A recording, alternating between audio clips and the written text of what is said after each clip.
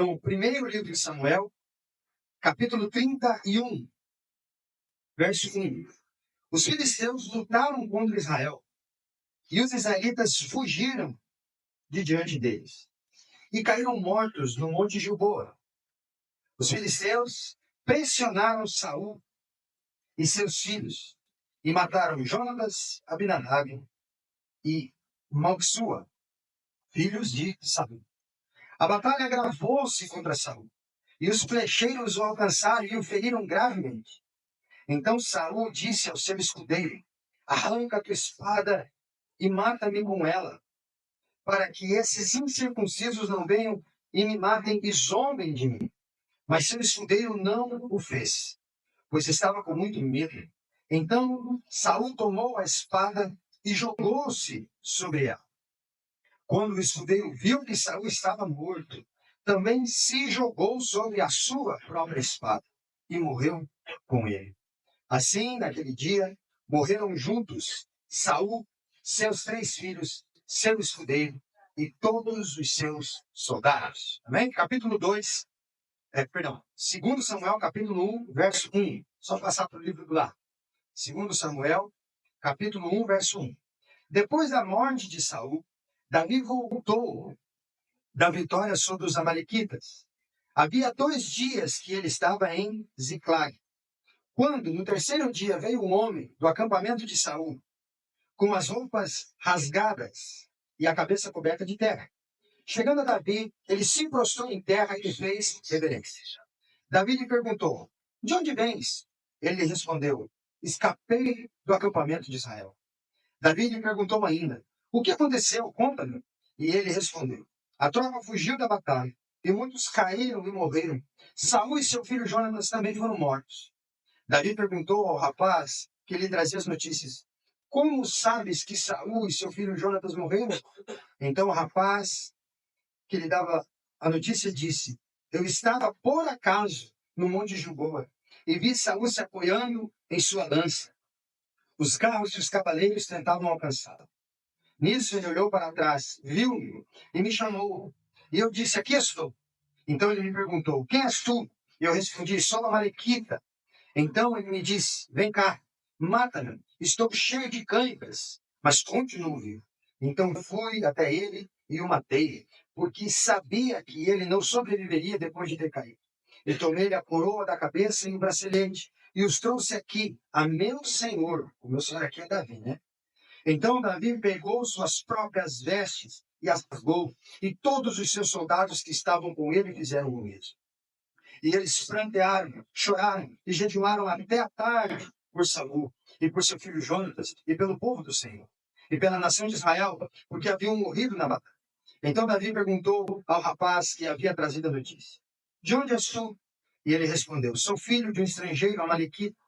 Davi lhe perguntou ainda: como não temeste estender a mão para matares o ungido do Senhor? Então Davi, chamando um rapaz, disse: vem cá, ataca-o. E o rapaz o feriu e ele morreu. E Davi tinha dito ao rapaz: caia o teu sangue sobre a tua cabeça, pois tu mesmo testificaste contra ti quando disseste: eu não matei o ungido do Senhor. Amém? Pai, obrigado pelo texto, por essa palavra, e que o Senhor nos ajude nessa manhã a entendê-la e a meditar nela. Que o Senhor nos dê graça para que saiamos daqui melhores do que entramos, é a nossa oração em nome de Jesus. Amém. Irmãos, talvez não tenha nenhum outro personagem bíblico tão perseguido quanto Davi. Você ler as histórias e as biografias, você vai perceber que ninguém se iguala a ele em fuga. Davi passa aproximadamente 10 anos exilado, 10 anos com a cabeça a prêmio, 10 anos fugindo e se escondendo. É muito tempo, né? Você passar todo esse tempo de lugar em lugar, fugindo e se escondendo. Mas ele não fugia e se escondia porque era um criminoso, porque tinha feito algo grave. Ele fugia de um homem chamado Saul, que o perseguia simples e puramente por inveja. Era a única motivação de Saul. Ciúme. Não tinha mais nada no coração de Saul que justificasse essa perseguição, a não ser apenas na cabeça de Saul, a sua inveja e o seu ciúme. E tudo começa cedo, né? Quando o profeta, juiz e sacerdote Samuel unge Davi, né? Lá na casa do seu pai Jessé. A partir dali, a vida de Davi muda nesse sentido. Saul, logo após essa cerimônia, que não aconteceu na presença dele, porque ele era o rei, né? Mas aconteceu na casa de Jessé, a partir dessa cerimônia, a Bíblia vai dizer para nós que ele tem o Espírito do Senhor retirado de si, porque o trono tinha passado para Davi. E a partir dali ele passa a ser habitado por um outro espírito, que a Bíblia vai chamar de um espírito mau, que toma posse de Saul, que fica no lugar do Espírito do Senhor. E essa possessão, essas perturbações desse homem chamado Saul, não sei por que Deus fez isso, mas Deus trabalha assim. Elas só eram amenizadas, essas perturbações, elas só acabavam quando o próprio Davi tocava harpa para o rei. Você imagina como é a cabeça de Saul? Ele é rei, faz besteira, o trono é arrancado dele, rasgado dele, dado a um jovem, cuidador de ovelhas, de aspecto gentil. Né? Um jovem de aspecto gentil é alguém que não tem cara nenhuma ainda de homem e que não tem jeito nenhum de alguém que vai se tornar um guerreiro, o que depois se mostra totalmente o contrário, mas nesse momento Davi é um menino e um menino tranquilo. O reino passa para Davi. A partir dali, Saul não tem mais Deus em si, é possuído pelo seu próprio pecado e atormentado por um espírito que faz com que esse pecado cada vez fique maior, com mais volume. E quando esse homem está perturbado, né, quando esse homem está totalmente desnorteado, raivoso por causa de Davi, Deus diz que isso só pode ser acalmado se o próprio Davi chegar e tocar violão, a harpa, né, da harpa. Você diz, poxa, eu tô ruim, e quem vem cuidar de mim é quem eu odeio, é assim que funciona. E não adianta eu chamar outro, só funciona se for esse, sim. É assim a vida desse homem. Rancor, raiva e perturbação. E daqui para frente, o destaque de Davi, ele começa a ganhar níveis grandiosos. Né? Ele começa a incomodar Saul com o seu destaque, com aquilo que ele vai fazendo, de maneira gradual. E isso ganha um ápice quando Davi estreia como guerreiro. Davi estreia como guerreiro não levando a espada para alguém lutar, não levando água para alguém beber enquanto guerreia, não tirando os mortos do campo de batalha enquanto as pessoas lutam. Davi estreia como uma criança ainda lutando contra um gigante que ninguém tinha a coragem de enfrentar. É assim a estreia do menino. E ele mata o gigante, negando as armas do rei Saul e matando o gigante com uma pedra. Para quem tem raiva de alguém, se esse alguém de quem essa pessoa tem raiva tem um currículo desse, ou estreia com uma coisa dessa, o ódio, o ciúme e a raiva triplicam, né? Você diz, como é que pode? Não é possível que esse gigante não esmagou esse moleque. Mas é assim que Davi estreia. E o resultado disso é que começam a cantar nas ruas. E daí tem as pessoas que gostam de botar gasolina, né, no fogo. Lembra da escola? Quando tinha a briga entre duas pessoas? Em vez de separarem, o que a gente fazia? Briga, briga, briga. Né? A gente gosta de ver o circo pegar fogo. Aí tinha umas mulheres que inventaram uma musiquinha. E cantavam e diziam assim: Saul matou milhares, mas Davi matou dezenas de milhares. E essa música chegava lá na casa de Saul, no ouvido dele. Isso ia aumentando essa raiva, esse ciúme, esse ódio de Saul. E esse ciúme desencadeou então em Saul não só uma série de tentativas deliberadas de assassinato. Ele tentou matar Davi não só uma vez, quanto uma série de conspirações. Ele tentava matar e, não conseguindo, ele tentava criar situações para que Davi morresse. Por exemplo, depois que Davi ganha essa ascensão, essa fama, enquanto Davi toca a harpa para que Saul se acalme, Saul dançando na sua sala, arremessa a sua lança contra Davi e o texto diz que a intenção era cravar Davi na parede. Ele queria que Davi ficasse grudado na parede como um troféu. Mas Davi se desvia da lança e foge. Então vem tocar harpa para mim. Aí ele pega uma lança e começa a dançar. Eu já ficaria desconfiado. Mas por que dançar com uma lança? Mas Davi não para de tocar, que o rei é o Saul, ele é o servo. E aí Saul tenta matá-lo e tenta fugir. Depois disso, Saul muda a promessa que tinha feito, que ele tinha prometido a filha para quem matasse Golias. Ele tinha prometido a filha, ele tinha prometido o perdão de impostos, né, para quem fosse lá e matasse o gigante. Davi matou. Ele disse assim: olha, eu vou mudar minha promessa. Eu não vou te dar minha filha agora, só porque você matou Golias. Mas eu vou te dar Mical, que é minha filha, se você matar 100 filisteus. E trouxer para mim aqui uma parte da genitália desses homens, para provar que você matou. Davi foi lá e matou o dobro. Matou 200 e trouxe. Aí Saul teve que dar a filha. Agora ele é meu genro. Imaginou? Agora o sujeito é meu genro. Isso só acaba com Saul. Isso só vai destruindo a vida desse homem. E aí o que é interessante é que mais à frente, quando essa perseguição se aplaca, quando essa perseguição fica pior para Davi, Davi tem 2 chances de matar Saul. O texto diz que por 2 vezes Saul estava vulnerável e Davi chegou por trás e poderia tê-lo matado. Mas Davi não o fez. Davi não mata Saul. Já no final aqui do primeiro livro de Samuel, onde lemos, Saul parte então para uma outra guerra. Ele vai lutar contra os filisteus. E Saul vê os seus filhos morrer. Jonatas, que era o melhor amigo de Davi, quer dizer, genro e ainda melhor amigo do meu filho, quase um irmão para o meu filho. Tudo contra esse homem, tudo contra Saul e tudo a favor de Davi. E Saul vê os seus filhos morrerem, vê todo o seu exército morrer, fugir, aí ele foge. Quando ele foge, ele é perseguido, ele é ferido por uma flecha que atinge ele em algum órgão vital, porque diz que ele ficou para morrer. Sem poder andar, ele diz: eu é que não vou ficar, eu é que não vou deixar com que me peguem. Porque se me matarem, vão zombar do meu corpo, vão me destruir. Então ele olha para o rapaz que leva as armas dele, que está fugindo com ele, e diz assim: olha, pega a tua espada e me mata. O escudeiro diz: nunca, não vou matar o rei. Ele diz: então deixa que eu faça o serviço. E se joga em cima da sua própria espada, com o peso do seu corpo, ele tira a própria vida. É assim que termina a vida de Saul.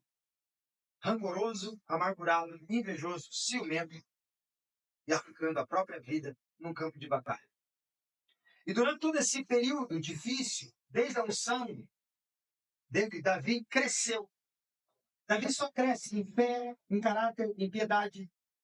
Tudo isso está sendo um molde. Deus está esculpindo Davi, essa criança, esse menino, para ser rei. Então, enquanto Saul só declina, Davi só cresce. E esses textos que nós vemos quando essa consagração se concretiza. E quando tudo isso acontece, que Saul morre, então Davi está pronto, Davi tem um cuidado de não se impor ao povo. Davi tem um cuidado de não se impor ao povo, fazendo deixando Saul com uma má reputação. Davi ainda preserva a reputação de Saul. Tinha muita gente leal ainda a Saul. E ele sabe que não pode chegar lá, mesmo tendo todas as razões e justiça do seu lado para poder dizer que quem morreu era alguém que tentou matá-lo o tempo inteiro. Ele tem o cuidado de olhar para o povo e entender a posição e a figura de Saul, mesmo sendo Saul quase um demônio para ele. Então a gente não pode deixar de admirar Davi. Um sujeito paciente. E rápido também, né, para fugir. Ágil, mas paciente. Alguém que suportou a perseguição de uma maneira que quase nenhum outro, tirando Jesus, suportou na Escritura. É um sujeito paciente, sábio, conquista a afeição dos outros, sem se impor aos outros, nem sem se impor ao próprio rei, que é Saul. A gente tem nele a fidelidade que ele tem com Deus, com o rei que o odeia e com o povo. Ele é fiel a tudo isso. Então, quando ele proclama essa unificação do país, ele faz tudo de maneira cautelosa. Asaf, um dos salmistas, um dos músicos do templo, escolhidos pelo próprio Davi, no Salmo 78, diz assim: também escolheu Davi o seu servo e o tirou do cuidado das ovelhas. Ele o trouxe da lida com as ovelhas e suas crias para apacentar Jacó, seu povo, Israel, sua herança. Ele os apacentou segundo a integridade do seu coração e os guiou com mãos hábeis. O próprio Asaf, que é um músico, escreve isso sobre agora o rei Davi. Então a gente percebe em Davi e em Saul dois polos, né? Duas coisas muito distantes. Um fazendo tudo da maneira certa, mesmo sabendo da grande responsabilidade, fazendo de tudo para que isso não subisse ao seu coração. E outro que perdeu um prestígio, que perdeu uma posição, agindo de maneira demoníaca, não só para tentar recuperar o que tinha, mas para também matar o possível substituto. A gente tem dois polos aí. E eu ia falar hoje sobre esse Davi, o Davi da Escritura que aponta para Cristo. Eu queria falar sobre o coração que é pacificado em Deus. Quando você tem um coração pacificado em Deus, seguro, tranquilo, em paz, escondido em Deus. O coração pacificado. O que a gente vê no texto primeiro? O coração pacificado não se vinga de inimigos. Não se vinga. Veja o verso 11 do capítulo 1 de 2 Samuel. Então Davi pegou suas próprias vestes e as rasgou. E todos os soldados que estavam com ele fizeram o mesmo. E eles prantearam e choraram e jejuaram até a tarde por Saul e por seu filho Jonatas e pelo povo do Senhor. E pela nação de Israel, porque haviam morrido em batalha. Eu quero ler ainda o 18, mais para frente. O 17. Davi demonstrou sua dor pela morte de Saul e seu filho Jonatas, com esta lamentação, ordenando que fosse ensinada ao povo de Judá. Lamentação do arco, que foi registrada no livro de Jassar. Olha só. Na última vez que Davi poupa a vida de Saul, como eu disse, ele teve duas oportunidades para matá-lo, para se vingar. O Senhor impede que Davi e os homens de Davi que estão com ele ajudem os filisteus na guerra contra Saul, que teve no texto que a gente lê. Davi, de uma maneira estratégica, ele se esconde na terra do inimigo. Ele está fugindo de Saul. Aí diz assim: Saul é o meu maior inimigo. Se fez inimigo meu, ele quer a minha vida. Aonde Saul não me procuraria? Na terra dos nossos inimigos comuns. Então ele foge para a terra dos filisteus, sabendo que se Saul entrasse lá, ia causar uma guerra muito maior. Então ele fica escondido na casa do seu inimigo e do inimigo do seu inimigo. Ele fica escondido lá. E o Senhor impede que ele vá com esses inimigos comuns com Saul, lutar contra Saul. E é engraçado porque quando Davi está lá, os próprios filisteus dizem assim: olha, Davi está escondido aqui, não está? Tá. Então não deixe que ele vá lutar com a gente contra Saul. Aí dizem, por quê? Porque Davi pode chegar lá e ficar do lado de Saul contra nós. E Davi contra nós não é uma coisa boa. Não é bom a gente guerrear contra esse inimigo. Então deixa ele aqui, quieto. E o Senhor impede que ele vá com os filisteus lutar contra Saul. Certo? Ele não tem os filisteus como amigo. Ele está escondido do seu outro inimigo. Consegue perceber como é que é a vida desse rapaz? Você tem que fugir para um lugar onde não gosta de você para fugir de alguém que não gosta de você. Tem algum metro quadrado no país onde ele possa ter paz? Não tem. Mas ele é estratégico, ele está aqui. Aí, quando ele não vai, ele volta para Ciclage, que fica na Filistia, ele descobre que enquanto deixou sua família e a família dos seus soldados lá, tranquilos, os amalequitas foram lá e saquearam tudo, sequestraram as mulheres, mataram a gente. Ele fica doido com isso, pede a Deus e vai lá e livra todos os cristãos sequestrados. Mata os amalequitas, recupera tudo que eles tinham roubado, traz de novo as suas famílias e ainda pega coisa deles e traz para casa. Essa guerra, se você ler depois do livro de 1 Samuel, ela é intensa.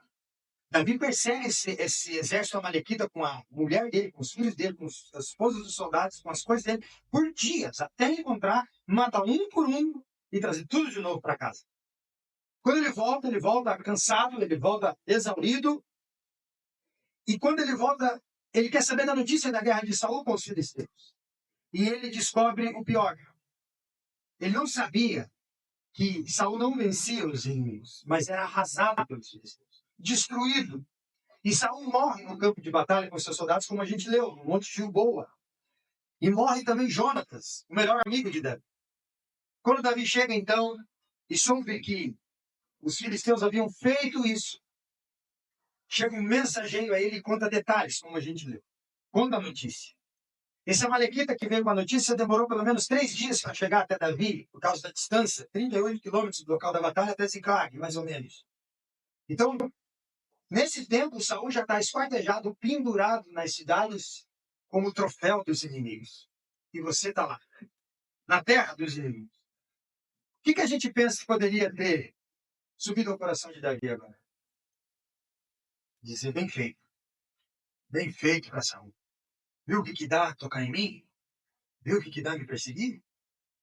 Aí, ó, olha como ele terminou. É o que se espera de quem tem a justiça do seu lado, não é? Mas Davi aponta para Cristo. E aos olhos de Davi, Saul nunca foi seu inimigo. Davi nunca teve Saul como inimigo dele, sempre foi o contrário. Foi Saul que fez Davi inimigo de si, não o contrário. Davi olhava para Saul e nunca viu nele um inimigo. Via nele só alguém perturbado. Alguém que não conseguia lidar com os seus próprios demônios, com o seu próprio pecado. Então Davi, ao invés de comemorar, fazer festa, ao invés de olhar para os seus soldados e dizer, cuidado, viu, não mexam comigo, você viu o que acontece? Davi chora. Davi lamenta. Davi não matou Saul por 2 vezes. Podia ter feito isso e não fez. E quando Saul morre pela mão de outros, Davi não comemora. A tristeza dele pela morte de Saul e por Jonatas é sincera, você percebe no texto. E é tão sincera que ele quer que o povo lembre da morte do rei e lamente a morte do rei. Ou seja, ele não quer tripudiar, ele não quer fazer festa e não quer que ninguém também faça. Ele olha para os outros, vocês não podem comemorar a morte dele, por ele ter sido uma pessoa difícil. E a ponto disso, ele chega tanto que ele escreve uma música, um lamento, e diz que é para ser ensinado em todos os lugares para que todos cantem. O nome do lamento é o Lamento do Ar. Ele diz, nós vamos fazer uma música em memória a Saul e a Jonatas e aos soldados. Para que toda vez que a gente lembre deles, a gente lembre deles como homens de Deus. Aí alguém vai dizer, mas como é hipócrita, né? Não vai fazer música? Não, não é hipocrisia, não. É sinceridade de coração de quem não faz inimigos, por mais que saiba que pessoas, por razões injustas, possam se fazer inimigas dele. Davi não tem problema nenhum com Saul, era Saul que tinha problema com Davi. Então Davi não tem o que comemorar. E Davi disse, vocês também não. Vocês também não têm o que comemorar. Não importa quem ele era, não importa o que ele fez. E ele poderia dizer, eu duvido que ele tenha feito mais mal a qualquer um de vocês do que fez a mim. Mas ele não tem isso no seu coração. Lá no 18, onde eu li, a gente descobre o nome do lamento, Cântico do Ar. Aí diz lá que ele se encontra no livro dos justos, né, que é a tradução para aquele nome próprio que tem. Ou seja, Davi registrou isso aqui num livro para ser cantado. Esse livro era uma coletânea de poemas e cânticos do povo de Deus. E segundo o verso 19, o tema principal do lamento é como caíram os valentes. Davi chama Saul de valente. Davi chama Jonatas de valente. E a ênfase recai sobre a grandeza de Saul. Aí você diz, como é que ele pode achar grandeza em alguém que queria o sangue dele todo dia? Gente, eu falei de perdão, e nós cantamos sobre perdão. Você percebe agora que perdão não cabe no discurso? Perdão cabe em ações, em atitudes. E Davi vivia perdoado com Deus e perdoado com Saul, sem precisar um pedido de perdão vindo da parte de Saul. O coração em paz, pacificado, mesmo sendo perseguido, mesmo sendo jurado de morte, com a cabeça a prêmio. E o homem era sogro dele. Consegue imaginar a relação de Davi com a esposa em casa? Porque é o pai dela, gente. É o pai dela. Como que faz? O texto diz, mas eu queria conversar com essa mulher. E dizer, como é que você lidou com essa situação, querida? Amando teu marido, amando teu pai. E aqui não é uma briga porque um quer assar a carne de um jeito e o outro de outro. Aqui é uma briga porque um quer o trono do outro. Porque Davi nem queria o trono, foi ungido, mas um não quer perder o trono do outro, melhor dizendo. Gente, isso aqui é dentro de uma família. Mas a gente percebe em Davi um apontamento para Jesus. O coração em paz, pacificado. Davi, nesse cântico, proclama a destreza e a bravura de Saul. Isso aqui é ter o coração em paz contra quem não gosta da gente, contra quem persegue a gente por razões injustas. Você tem que fazer essa saliência aqui. Você tem que ter razões para te perseguir. Daí você é que vai estar errado. Davi não tem nenhum problema com ninguém, Davi não tem nenhum crime. O que Davi tem são vitórias vindas da parte de Deus na vida dele. Mas ele tem alguém que o persegue e quer a sua vida, só por isso. A motivação é só ciúme e inveja. Vocês percebem como ciúme e inveja pode possuir a gente, a ponto de a gente querer exterminar o objeto do nosso ciúme e da nossa inveja? Perigoso isso. Invejar os outros, invejar o que os outros têm. Ter ciúme do progresso dos outros, do crescimento dos outros, das conquistas dos outros. Isso não cabe num povo que se chama de Deus. Pelo contrário, é alegrar-se com as conquistas dos outros. Mesmo que essa conquista venha para tirar você do seu lugar e colocar ele no seu. Davi tem o coração pacificado em Deus. Então, o coração pacificado não se vinga daqueles que se fazem inimigos seus. E o segundo ponto, que eu acho lindo, interessante e até intrigante no texto. O coração pacificado não se ilude com falsos aliados. Vamos lá. 2 Samuel, capítulo 1, verso 13. Então Davi perguntou ao rapaz que havia trazido a notícia: de onde você é? De onde és tu? Ele respondeu: sou filho de um estrangeiro amalequita. Davi lhe perguntou ainda: como não temeste estender a mão para matares o ungido do Senhor? Ou seja, como que você não temeu matar Saul? Então Davi chama um rapaz, alguém do seu exército, e diz: mata ele. Aí esse rapaz fere e mata o mensageiro, que disse que matou Saul. Aí Davi já tinha dito antes do rapaz morrer: caia o teu sangue sobre a tua cabeça, pois tu mesmo testificas contra ti mesmo quando disseste: eu matei o ungido do Senhor. Primeira coisa que a gente olha para o texto é Davi começou com o pé esquerdo, né? Davi já começa matando um. Não parece? Não parece que cruel que Davi tenha matado um rapaz só porque ele trouxe uma notícia? Ele é só um mensageiro. Não é uma crueldade tamanha só porque o sujeito trouxe a notícia da morte do rei, Davi mata ele? Não, a gente precisa entender isso aqui. E não pode ser isso, né? Primeira coisa que você não pode ser uma morte assim, simples assim e gratuita. Então a gente tem que entender. Então, por mais que a gente possa justificar a violência de Davi baseado no Antigo Testamento, que é guerra sobre guerra, guerra para de guerra, então morriam mesmo, e ele se diz: não, porque é no Antigo Testamento, mata mesmo. Aí é assim. Quase que a gente tem que justificar, as Escrituras vão mostrar diferente. Ó. Tem 3 relatos que você encontra sobre a morte de Saul. O primeiro relato é o capítulo 31, que a gente leu, do 1 ao 6, que diz o quê? Que Saul fugiu, foi atingido por uma flecha, vendo que não ia conseguir correr mais, ele pede para o escudeiro matar, o escudeiro se nega, então ele pega a própria espada e se lança sobre ela, com o peso do corpo ele tira a própria vida, certo? Esse é o primeiro relato. O segundo relato é o relato do mensageiro, que se você acompanhou a leitura que eu fiz, é totalmente diferente, né? O que ele diz? Ele chegou, e é muito interessante, ele diz: eu estava por acaso num campo de batalha, né? É que nem ter um tiroteio e você passar caminhando lá no meio e diz: olha, estou passeando. Então eu estou por acaso num lugar que está todo mundo se matando. E passando por acaso, eu vi Saul apoiado na lança com cãibra. E ele me chamou e perguntou de onde eu era. E daí tem uma conversa dentro de um campo de batalha. Então, eles dois estão dialogando como se tu tivesse parado e só os dois estivessem conversando. Aí Saul faz umas perguntas: que horas são? Tudo bem? Como é que você está? E aí diz o que para ele? Olha, me mata. E ele diz: por quê? Porque eu não vou conseguir fugir, eu matei o que ele pediu. Esse é o relato do mensageiro. Aí você tem dois. Você diz: quem está falando a verdade? O relato do capítulo 31 ou o relato desse mensageiro do capítulo 1 de 2 Samuel? Para a gente tirar a prova, vai para Crônicas.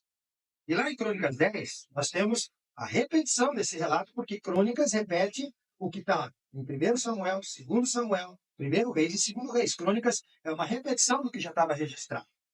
O primeiro livro de Crônicas e o segundo livro de Crônicas.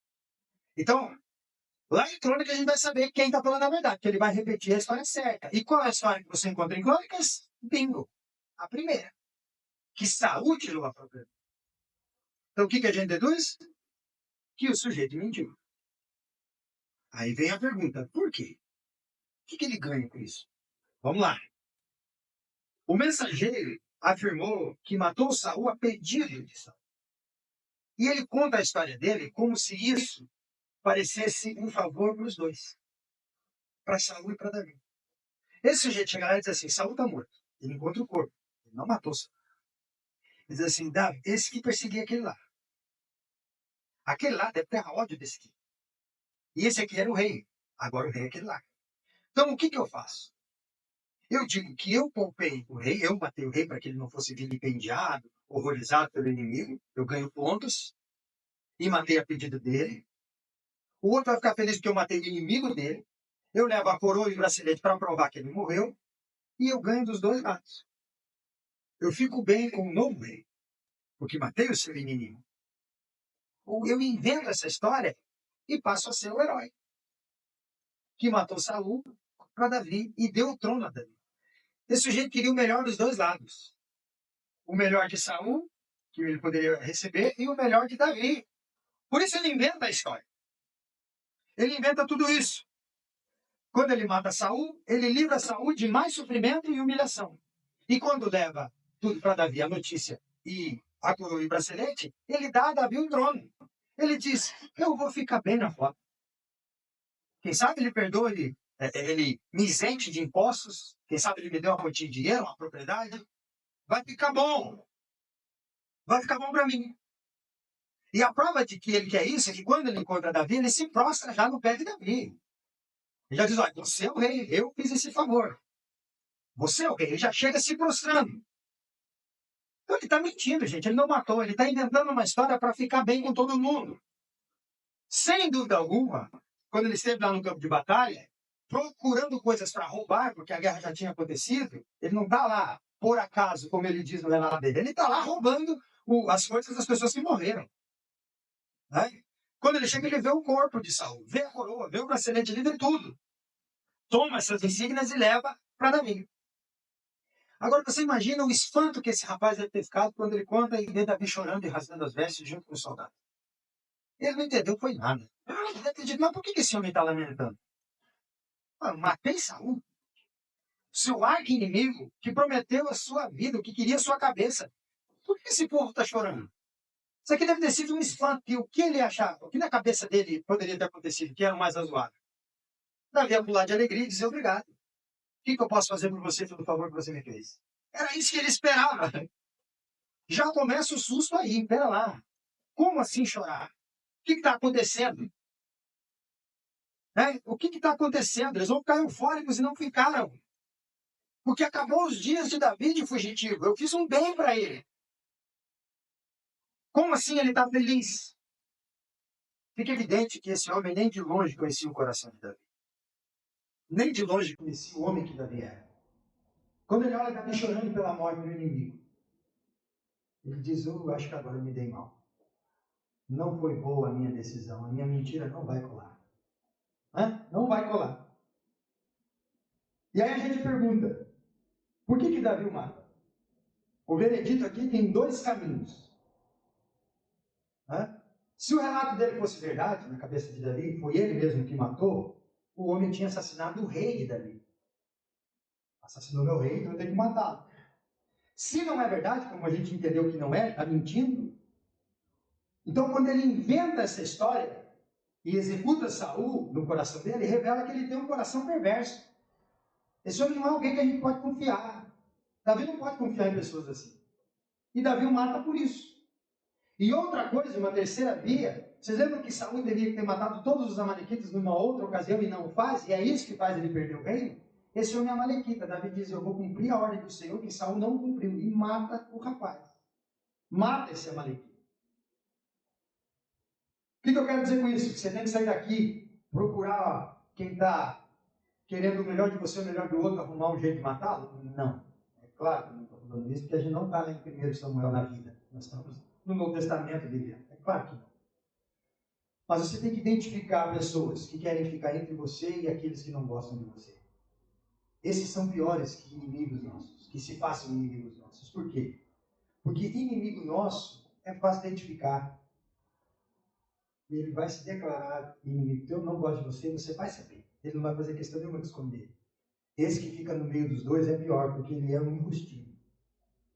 Ele quer o melhor do outro e o melhor dele. Ele quer o melhor dos dois. E vive essa vida na sombra, mentindo e enganando. E às vezes você traz para dentro de casa e confia nele. E ele é pior do que o outro. Porque o outro você já sabe que não vai te dar bom dia, que não vai te convidar para nada. E quando puder vai tentar puxar o seu tapete. Esse aqui não, esse aqui vai dar tapete para você andar. A fim de te destruir. Davi percebeu isso rápido. A gente também tem que perceber. A gente também tem que estar atento. Tem um texto do Evangelho em que Jesus diz que nós devemos ser simples como as pombas e prudente como as víboras. Simples como uma pomba. Você sentar na praça de Curitiba com um pouquinho de farelo, vem 150 em tua volta e vem até o teu pé. Simples, sem maldade. Está dando comida, eu vou. Mas também tem que ser prudente que nem uma cobra. Que nem por trás, nem pelas costas é possível pegar. Que ela é rápida. Ela olha para todo lado. Às vezes a gente quer ser só cobra. E cria na cabeça uma neurose. E acha que todo mundo quer o nosso mal. Isso também é ruim. E às vezes a gente também é pomba demais. Acredita em tudo, abraça tudo, beija tudo e acha que ninguém é tão mal. Davi diz não. Esse sujeito não terá o melhor dos mundos. Ele não terá o meu favor mentindo para mim. E Davi nem sabia que era mentira. Percebe isso? O coração pacificado não acredita em falsas ajudas. Não se ilude com aliança falsa. Eu vejo pessoas, às vezes, gente, indo pelo caminho errado. A passos largos, confiantes pelo lado errado. E dizendo assim, não sei, né? Para ter dado certo, só pode ser de Deus. Pessoas dizem assim, às vezes eu penso em parar de fazer isso, mas aí eu vejo como Deus está me abençoando. Então eu acho que não está errado. Como assim? Como que a medida do certo e do errado é o resultado para nós? Nunca foi e nunca deve ser. O que interessa para nós não é o resultado, porque o resultado é garantido por Deus. Opera em nós tanto querer quanto efetuar. A nossa preocupação é com o processo. Está sendo feito de maneira honesta? Está sendo feito de maneira que glorifica a Deus? Essa é a minha preocupação. Glorifica a Deus, mas demora. Não tem problema. Glorifica a Deus, mas não vai ficar do jeito que eu quero. Não é para ficar do jeito que você quer. É para ficar do jeito que Deus quer. E esse processo serve para quê? Serve para a gente entender como Davi, que não importa se tem que fugir 10 anos e se esconder. Deus cuida de mim. Que não importa se aquele que me odiava morreu da pior maneira. Eu não tenho o que comemorar. Eu não tenho o que comemorar. E que também eu não tenho que ficar agora aceitando conluio com pessoas que querem fazer esse meio campo. E querem trazer de lá a melhor notícia na cabeça dele, Saul morreu, e quer entregar para mim um trono que não é ele que me dá, me trazendo coroa e bracelete, achando que é ele que me coroa. Não.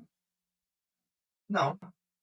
É isso que Davi não aceita, porque Davi tem o coração em Deus. O falso aliado pode levar a gente a falsas comemorações, gente. Ou pode levar a gente a enganosos desesperos.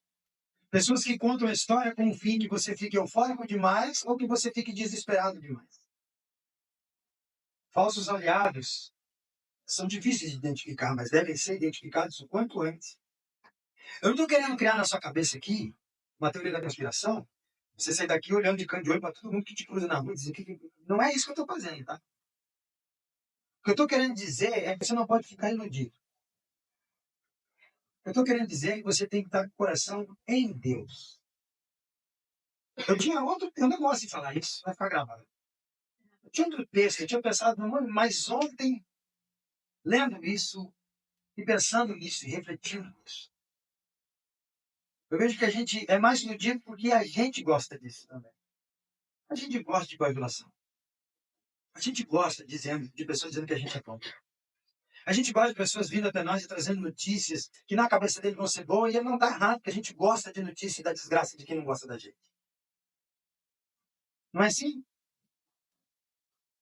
Quando tem alguém que fez muito mal, e daí te vem aquela notícia que aquela pessoa agora está numa situação, é uma luta para você, não é? Se você é um crente, é uma luta para você não comemorar lá dentro, é uma luta para você não dizer graças a Deus. Você tem que, agora o que eu faço, Senhor? Aí Jesus diz, agora, olha para aí. E você diz, mas como? É. Esse é o processo de se tornar um cristão, gente. Não é servir a Deus, vir à igreja e dar tempo para ficar rico. Isso você pode fazer trabalhando. É um processo de mudar o coração. É um processo de ser alguém melhor em Deus. Para Deus e para si mesmo, para os outros, inclusive para quem não gosta da gente. Inclusive para quem nos odeia, como é o caso de Davi. Então a gente precisa entender o contexto da história, ao qual Davi está preso. Davi, aqui é um contexto de morte, ele mata. Você não pode matar, mas você pode se afastar dessas pessoas. Você pode cortar tudo isso. Você pode estancar tudo isso e dizer não. Aqui não. Porque às vezes é muito melhor você receber em casa alguém que você sabe que não gosta de você, mas que declara isso, do que ficar cobertando dentro de casa gente que você acha que gosta, mas ele está só fazendo meio campo para ver se ganha a favor do teu lado e do lado de lá.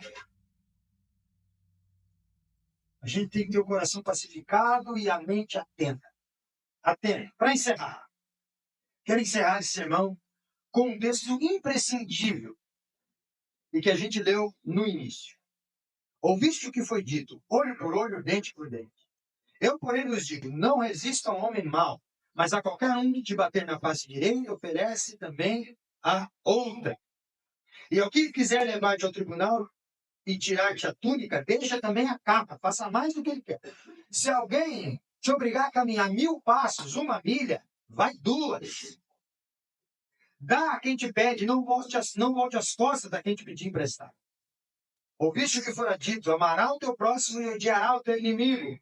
Eu, porém, vos digo, amai os vossos inimigos e orai pelos que vos perseguem, para que vos torneis filhos do vosso Pai que está no céu. Porque é Ele, vosso Pai, que faz nascer o sol sobre os maus e os bons, e faz chover sobre justos e injustos. É Ele. Pois se vocês amam, só quem ama vocês, que recompensa vocês vão ter? Gostar só de quem gosta da gente. Os publicanos também fazem isso. E se vocês cumprimentam apenas compatriotas, o que vocês estão fazendo de especial? Os gentios também fazem isso. Mas é exigido de vocês o quê? De mim o quê? De nós o quê? Sede perfeitos como perfeito é o vosso Pai. Essa é a exigência. Fazer o que os outros fazem, que ganho tem. Amar quem ama a gente, não é fácil amar quem gosta da gente?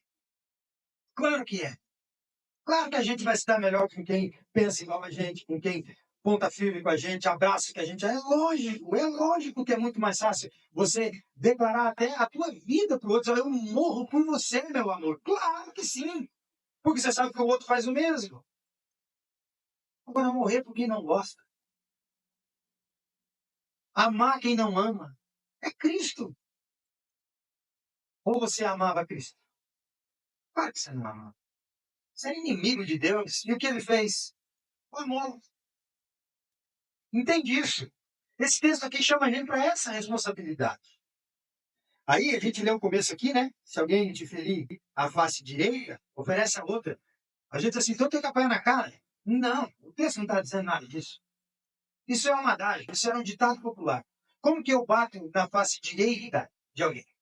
Como que eu bato no lado direito de uma pessoa? Eu tenho que ser canhoto para fazer isso.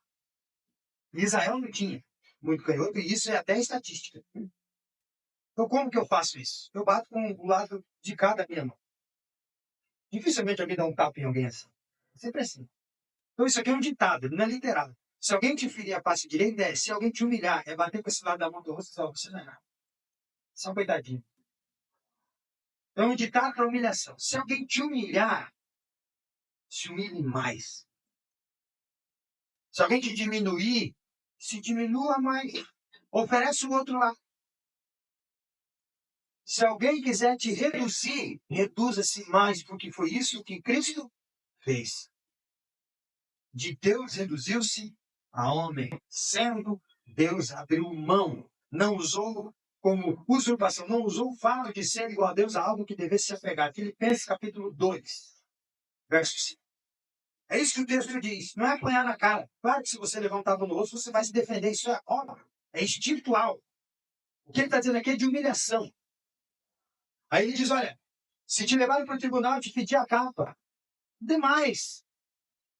Diga como é que a gente resolve, o que você precisa, só isso aqui tá bom? Quer mais para acabar com isso? Ele diz, se te obrigarem a caminhar 1000 passos, 1 milha, caminhe 2. E aqui o contexto é interessante, porque em Roma, qualquer soldado podia pedir para que você fizesse o serviço, como se fosse um policial e dissesse, eu quero que você faça isso agora. Isso foi criado pelos persas. Um dos Xerxes queria que uma notícia chegasse num lugar sem interrupções. Então, o que ele faz? Ele cria postos, ele faz a contagem, a medida que um cavalo conseguiria ir rápido, no máximo, até cansar. Aí ali ele fazia um posto e deixava um outro cavalo. Então, quando tinha uma mensagem, ela não parava, ela ia direto. Ela chegava, ele já pegava outro cavalo e ia, e a mensagem era muito mais rápida. Os romanos adotaram isso dos persas. O problema é que se o cavalo de alta velocidade pode cair, se quebrar, o soldado pode cair do cavalo e se machucar. Então tinha uma outra lei. Qualquer um que esteja passando, se ele tiver de cavalo, toma o cavalo dele. Se você machucou, manda ele subir no cavalo e ele levar até o próximo posto. Vocês lembram quando Simão de Cirineu está chegando para a festa da Páscoa e Jesus está carregando a cruz? O que o soldado faz? Manda que ele carregue a cruz. Ali a gente vai ver a aplicação dessa lei. Vocês já viram filmes de Hollywood americanos, quando um sujeito vai perseguir um ladrão, para qualquer um e diz, polícia, preciso do teu carro. É mais ou menos por aí. Jesus está dizendo, se te obrigarem a fazer isso, faça mais do que espera. Se alguém, porque tem autoridade sobre a sua vida, mandar você caminhar 1000 passos, faça o dobro.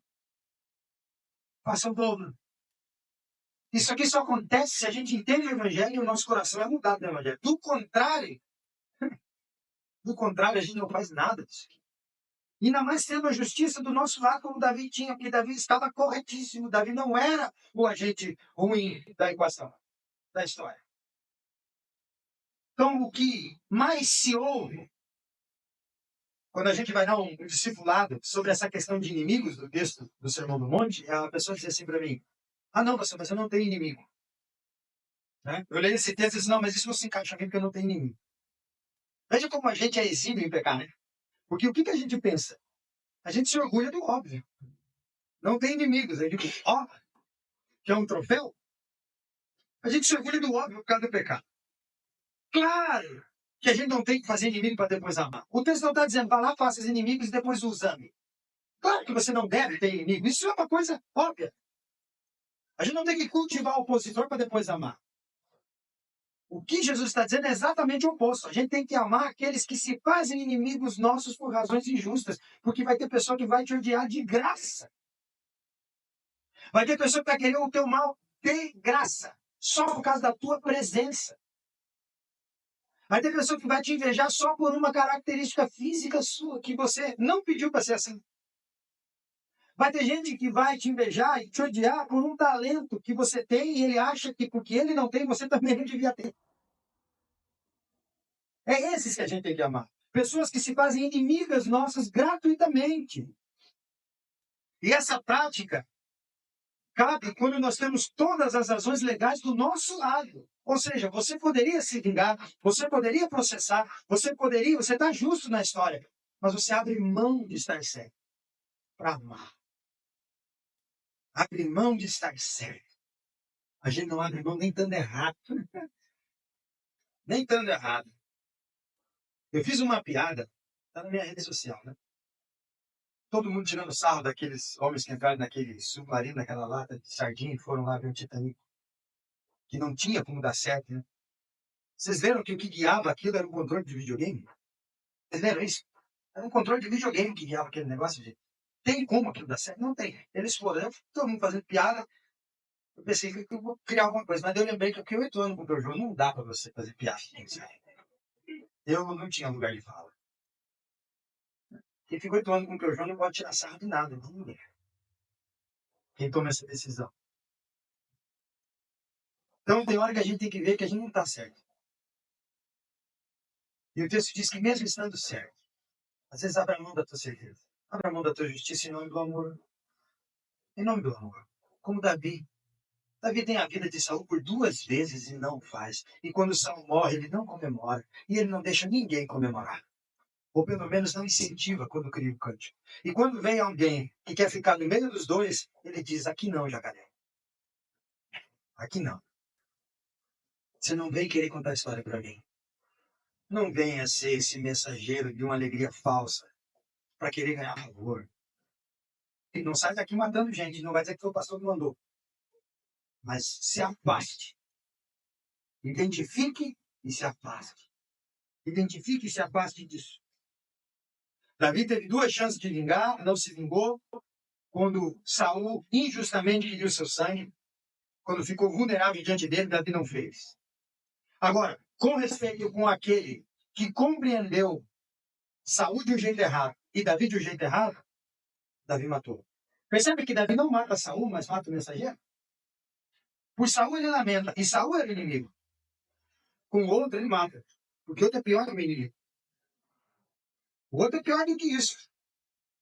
Então veja, Davi não só não tinha Saul como inimigo, mas também não tinha um aproveitador como amigo. Percebe isso?